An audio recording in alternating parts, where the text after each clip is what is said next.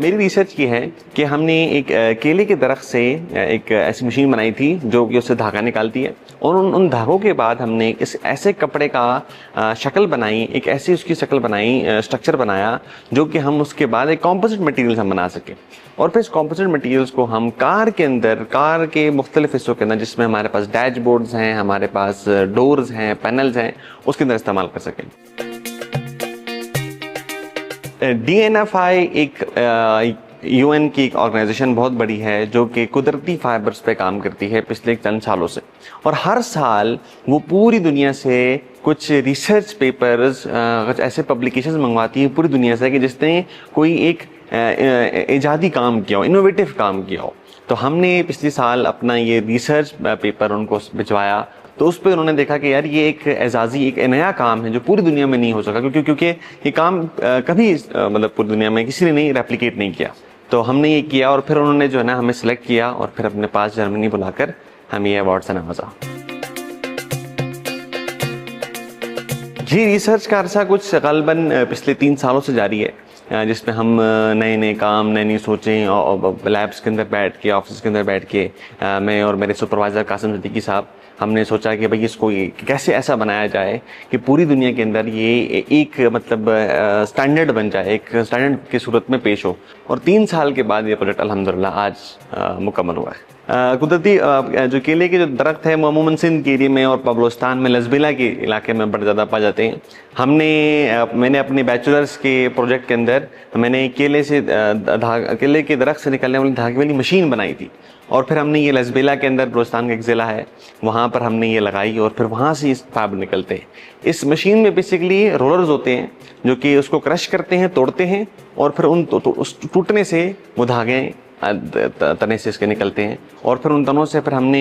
यहाँ पर ब्यूटम्स की लैब के अंदर हमारे पास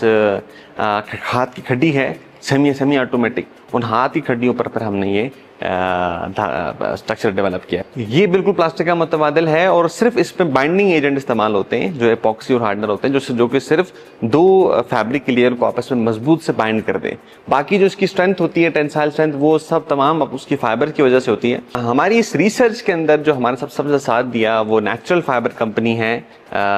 मिस्टर मोहम्मद फवाद फारूक जो उसके डायरेक्टर हैं, उन्होंने काफ़ी साथ दिया। केले के दरख्त लेके आना, उससे अच्छा फाइबर निकालना, धागा निकालना, वो तमाम फैसिलिटी उन्होंने हमें प्रोवाइड की।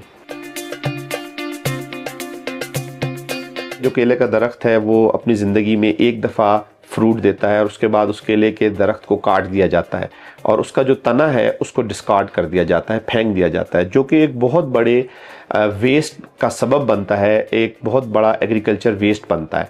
इस प्रोजेक्ट के अंदर हमने कोशिश की है कि हम जो वेस्ट स्टेम से हमने फाइबर्स निकाले हैं उसको हम इस्तेमाल करें हाईटेक एप्लीकेशन के अंदर, जैसा कि कार के इंटीरियर्स के अंदर डैशबोर्ड होता है या दरवाज़ों के डोर पैनल होते हैं। हमने ऐसा कंपोजिट बनाया है,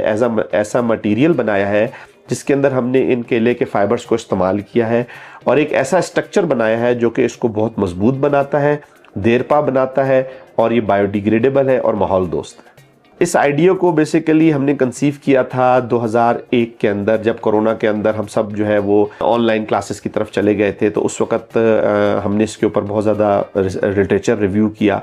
और ये भी पता लगा कि यूरोप के अंदर और अमेरिका के अंदर अब इस तरीके के जो है ना वो रेगुलेशंस आ रही हैं कि वो ये कहते हैं कि जी अब हमें प्लास्टिक्स को रिप्लेस करना है जितनी जल्दी मुमकिन हो सके।